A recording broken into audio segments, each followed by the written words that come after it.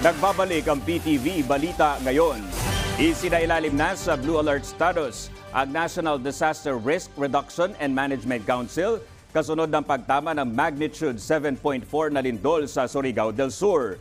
Inaatasan ng Armed Forces of the Philippines, Bureau of Fire Protection, Philippine Coast Guard at Philippine National Police na magtalaga ng duty officers sa Operation Center ng NDRRMC. Ito ay para siguruhin ang maayos na koordinasyon at makakatulong sa mga kailangang paghahanda.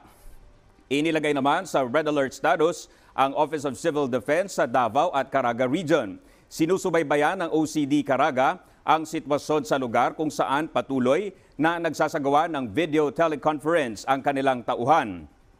Nagpatupad na rin ng preemptive evacuation sa lahat ng bayan ang Provincial Disaster Risk Reduction and Management Office ng Davao Oriental na nasa tabi ng baybayin sa lalawigan. Ang PDRRMO ng Davao de Oro at Davao del Norte naman patuloy ring sinusubaybayan ang epekto ng lindol sa pamamagitan ng lokal na mga opisyal sa lalawigan.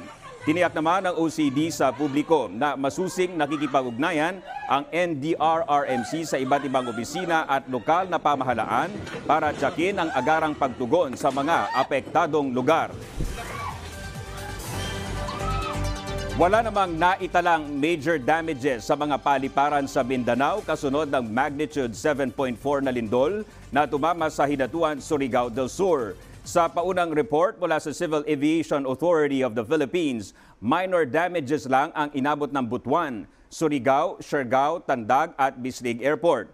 Wala rin namang pinsala sa Davao at General Santos International Airport at sa Cotabato, Alavali at Mati Airport. Wala rin namang nakanselang mga biyahe sa mga nasabing paliparan.